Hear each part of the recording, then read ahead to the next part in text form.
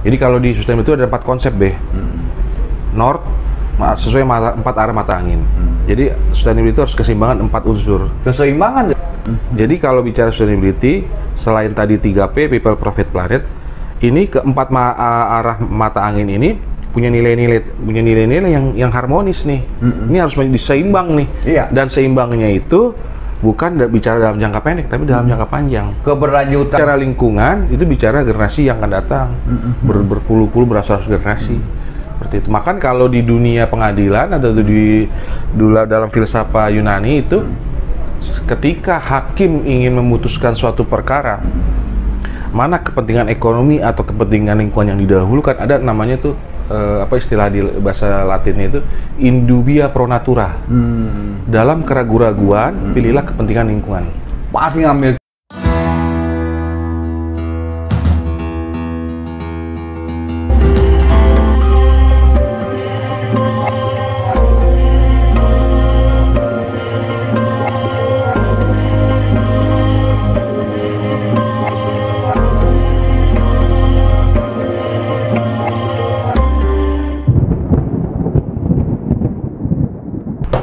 Ya, kali ini kita kedatangan Bung Leonard Panjaitan ya? Leonard Panjaitan lah, lu kenal. Beliau ahli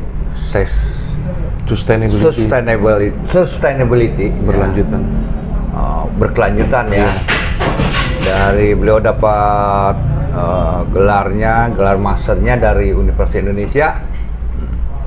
Kemudian juga beliau sebagai konsultan ya. Iya. Sebagai konsultan dan tentunya aktif di Badiklat ya. Badiklat, betul. Aktif di Badiklat. Bahkan kemarin ikut pelatihan lagi, katanya juara pelatihan. Ya. Oke, good. DKI. Oke, selamat bro. Dan nasional. Nah, sekarang kita bicara mengenai kelanjutan yang ada kaitan dengan hutan ya. Hutan dan pelestarian alam. Setuju. Biar gimana lingkungan itu kan faktor terpenting ya, dari corporate ataupun dari satu lingkungan ya, Yo. Setuju. Nah, sekarang sebelum lebih lanjut, kita ingin tahu nih apa arti sustainability ini apa nih? Oke. Terima kasih Pak Agus, dalam forum yang sangat bermanfaat ini. Temanya sangat menarik, Pak. Sustainability, sustain. Artinya kalau bahasa Inggrisnya itu, bahasa Indonesianya bertahan, berlangsung. Berlanjut. Oke. Kalau di sustainability berarti keberlanjutan, keberlangsungan, kebertahanan, bisa juga seperti itu. Oke. Jadi itu artinya adalah keberlanjutan, tapi berlanjutnya antara aktivitas manusia, alam, dan corporate atau perusahaan-perusahaan itu saling seimbang, selaras, harmonis. Oke. Jadi kalau dalam dunia sustainability itu dikenal 3 unsur penyeimbang, yaitu 3P biasanya orang menyebutnya itu people, profit, planet. People terkait ke manusianya, kemanusiaannya, masyarakatnya yang menghuni alam ini. Terus planetnya adalah bumi kita berpijak, ya kan? Ekosistem. Terus juga seluruh alam indah ini tuh adalah di planet. Terus ada profit. Nah, profit itu kalau di dunia corporate harus saling menguntungkan. Menguntungkan bukan hanya buat perusahaan secara material, tapi menguntungkan juga buat masyarakatnya sebagai penjaga atau pelestari alam, termasuk untuk kebertahanan, keberlangsungan si alam itu sendiri dalam melakukan regenerasi. Jadi kita mengambil manfaat dari hutan, dari alam, dari perairan, dari seluruh ekosistem ini, ya mereka juga harus tanda kutip bisa menguntungkan untuk keberlangsungan mereka juga sebagai makhluk hidup. Gimana kita juga caranya melestarikan mereka ini secara periodik menjadi suatu kebudayaan, kesadaran kolektif. Kolektif manusia ya, dalam menyelamatkan planet. Betul. Planet bumi ini. Betul. Kemudian people-nya yang manusianya.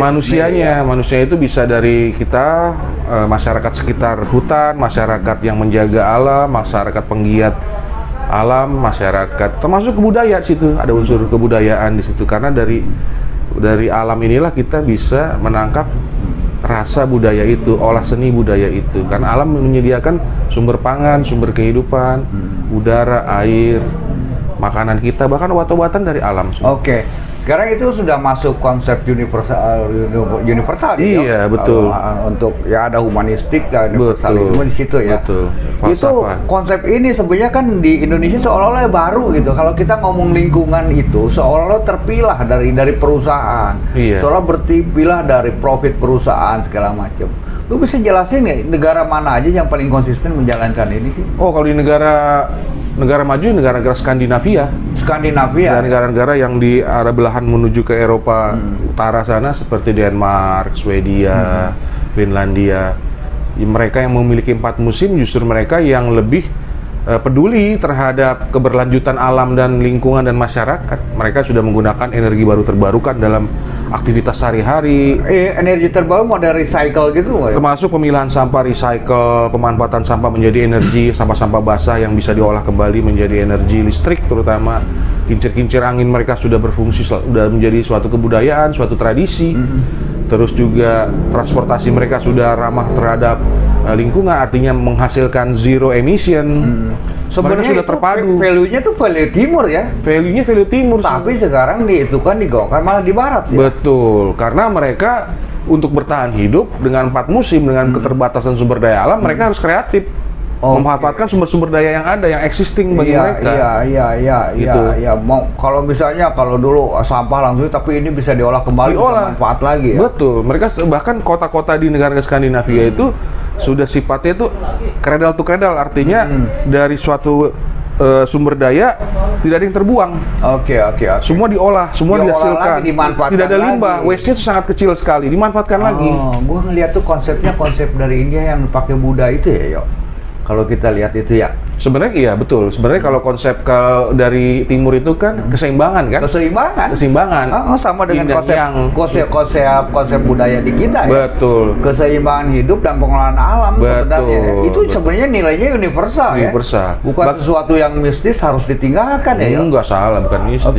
Justru nenek moyang kita itu lebih arif ya. Lebih arif, kebudayaan lokal kita, lokal wisdom kita itu justru nilai-nilai lingkungan itu tinggi. Betul.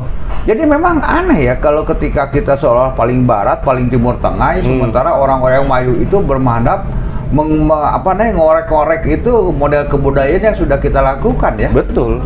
Harusnya itu yang kita pelihara, apalagi kalau kita punya sekarang kan negara kita kan falsafahnya Pancasila. Betul. Pancasila itu kan mengandung juga nilai-nilai lingkungan juga loh. Kalau mau kita gali. Betul. Salah satunya adalah kemanusiaan yang adil dan beradab, keadilan sosial, humanisme lah ya. Walaupun memang situ humanismenya kental, tapi di dalam humanisme itu adalah sebenarnya unsur-unsur keberlanjutan itu ada. Betul. Bicara people, ada persatuan Indonesia, keanekaragaman budaya, suku, agama, termasuk keanekaragaman sumber-sumber daya kita, biodiversity. Bener. Kalau gue lihat dari konsep religiositasnya orang Indonesia ya. Kalau orang Barat atau orang-orang misalnya dari budaya-budaya dari luar, itu tuh seolah antara Tuhan dengan dirinya tuh ada distancing ya. Oh iya. Iya nggak? Iya betul. Konsep kita di Timur itu juga nggak ada distancing ya. Betul. Sehingga kalau misalnya dalam pepatah-pepatah Nusantara misalnya bahwa lebih jauh otot suara kalian dengan Tuhan daripada saking dekatnya ya. Nah itulah yang menciptakan manusia menjadi mistis spiritualitas yang disebut religiositas. Betul, religiositas. Ya. Bung Karno bilangnya berkepribadian dalam kebudayaan. Itu dia kita ngomong itu deh. Berkepribadian dalam kebudayaan itu sangat tinggi sekali nilai-nilai filosofinya, termasuk humanisme, lingkungan hidup, gotong royong, persatuan, ada semua di situ. Termasuk hubungan relasi kita beragama itu ya. Berkebudayaan dalam kepribadian. Bukan berarti agama itu menjadi suatu yang kalau Soekarno bilang itu beragamalah tapi tidak menjadi ego beragama. Seperti itu. Sesuai dengan pola tingkah laku kita di Indonesia. Betul. Yang positifnya tentunya, yang universalnya ya. Bukan yang negatifnya, Le ya. Nah ini ya, Le, gue pengen gimana? Bukan memaksakan menundukkan ya konsep kearifan lokal ini dengan sustainability itu ya. Ini konsep keberlanjutan itu, Le. terutama masalah lingkungan ini. Yang parah kan kita lingkungan di sekarang. Betul, ya. deforestasi. Nah, gue khusus lah tarik ke daerah gue misalnya tentang Gunung Sepuh tuh, Kalau gue dengar sekarang kan sudah dipatok jadi wisata, nggak jelas gimana. Mungkin lu punya pendapat nggak mengenai konsep sustainabilitasnya ini nih? Jadi alam itu kan sebenarnya punya mekanisme sendiri, jadi mengatur dirinya sendiri. Jadi kalau jadi dalam istilah ekologi itu ada carrying capacity-nya alam. Nature itu punya carrying capacity. Ketika dia tidak bisa menampung, tidak bisa menampung atau memenuhi dari kapasitasnya, alam itu akan melakukan penyimpangan-penyimpangan dalam tanda kutip. Misalnya terjadinya erosi, terjadinya bakal banjir. ada penyimpangan sebenarnya. Iya, itu karena sebenarnya alam itu dia punya hukumnya sendiri, bukan alam yang menyimpang sebenarnya. Bukan alam yang menyimpang. Efek daripada tindakan-tindakan aktivitas manusia itu mengakibatkan alam itu menyeimbangkan dirinya. Dia mencari keseimbangan sendiri, gitu. Nah, terkait dengan objek-objek wisata alam, sebenarnya itu anugerah. Sebenarnya itu bagus karena itu bisa jadi suatu pendapatan daerah. Berorientasi terhadap lingkungan dan kelestariannya ya. Betul. Contoh misalnya daerah ekowisata, ekoturism. Sebenarnya Indonesia kan kalau dari sisi pariwisatanya, ekoturismenya luar biasa, ekoturismenya itu. Nah, itu yang harus ekoturism ya. Ekowisata bahasa Indonesia. Jadi itu yang harusnya itu dikembangkan secara maksimal oleh semua stakeholder, terutama pemerintah daerah, kementerian dan seluruh aktivis yang terlibat lah para pemangku kepentingan. Betul. Bukan hanya sekedar masyarakat atau terpilah-pilah ya. Iya. Apalagi diserahkan seterusnya ke pengusaha, kayaknya nggak jalan banget tuh ya. Iya, betul. Kalau pengusahanya punya awareness terhadap go green, terhadap sustainability ya mungkin nggak ada masalah. Tapi kalau pengusahanya hanya sekedar greenwashing, cuma buat cuci otak, cuma campaign semata doang tanpa ada tindakan real, itu juga sangat merugikan. Betul. Istilahnya omdo. Nah, terkait gunung nih, gunung di Indonesia kan banyak tuh gunung-gunung aktif, gunung volcano yang aktif. Sebenarnya itu kan bisa dimanfaatkan banyak itu untuk termasuk pemanfaatan energi baru terbarukan, ekowisata. Terus juga perkebunannya dari sisi kayunya, pemanfaatan hasil kayu hutan. Nah, itu kalau diolah dengan keseimbangan, harusnya mereka tidak mengalami erosi, tidak mengalami pengundulan hutan. Nah, terutama kan sekarang problemnya kalau di Jawa Barat kan penduduk padat. Jadi penduduk padat, sehingga penduduk-penduduk yang di pedesaan itu ketika dia bercocok tanam, lahannya kan sudah berkurang. Di permukaan, di bawah itu kan sudah dijadikan bangunan hotel, ya kan, bangunan-bangunan komersial, toko, pusat-pusat sentra-sentra ekonomi, sehingga dia untuk bercocok tanam dia harus naik ke atas. Ya kan? Kalau itu masalah perkebunan sayur lah. Iya, artinya di daerah-daerah ketinggian tertentu kan tidak boleh tanaman-tanaman semusim. Karena itu kan pencegah erosi. Benar nggak? Itu sekalinya itu hukum alam dalam pengertian yang kewajaran ya. Iya. Tapi masalahnya sekarang justru ini dengan alasan wisata itu justru mereka malah kayak seolah-olah yang paling malah nih, seperti memindahkan kota ke hutan, Iya nggak? Betul. Nah, ini mungkin kita harus berpikir di konsep keberlanjutan, kebertahanan itu ya, yang sedang ini. Mungkin masalah di kita sebenarnya ya, masalah RUTR-nya ini dan keberpihakan gimana ya, Gua agak konfusius juga ya cara menilai ya. Ada istilah PAD lah segala macam. Iya, kepentingan ekonomi. Sehingga ini tidak terpikirkan gitu. Betul. Jadi gini, sebenarnya ini dilema antara kepentingan ekonomi dengan kepentingan lingkungan. Kepentingan sustainability. Jadi seharusnya itu bukan dipertentangkan. Setuju, wah. Seharusnya mereka saling melengkapi. Antara kepentingan ekonomi, bisnis, tidak berbenturan. Kepentingan ekosistem. Ekosistem itu udah termasuk juga lingkungan hidupnya, kebudayaan lokalnya. Iya, kearifan lokal. Kearifan lokalnya. Karena dari situlah mereka lahir besar membudaya kan. Betul. Nah, sebenarnya itu tidak perlu dipertentangkan, justru saling melengkapi mereka. Cuman kadang-kadang kan mereka butuh jangka pendek. Nah, itu ada kepentingan para pengusaha yang jangka pendek. Pengusaha jangka pendek nih, Betul. Padahal bicara lingkungan harus jangka panjang. Harus jangka panjang. Betul. Lu bayangin aja, lu 1 tahun paling pohon itu lebarnya bisa berapa senti sih cuman ya. Nah, ini ditebas untuk jangka pendek gitu. Betul. Nah itu deh, mengenai kearifan lokal, gua rasa di Jawa Barat, gue yakin apalagi di Bali ya, itu kaitannya dengan wisata lah, dengan pertanian, justru itu bisa saling melengkapi kalau gue lihatnya. Di Bali justru keaslian itu ya, keaslian gitu. Orang-orang Barat mungkin lebih tertarik daripada dia merasakan suasana Eropa atau suasana kota ya, ini ya. Nah, kenapa gitu ini tidak dijadikan model blueprint wisata di Indonesia ya? Model taruh gini, Le. Kemarin misalnya ada mengenai kelaparan karena Covid gitu ya.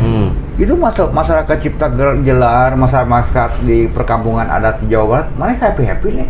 Kenapa? Mereka punya lumbung padi, betul. Punya musim tanam, musim panen yang teratur, punya pengairan model kalau di situ Subak kan, kalau di pengairan kita yang teratur.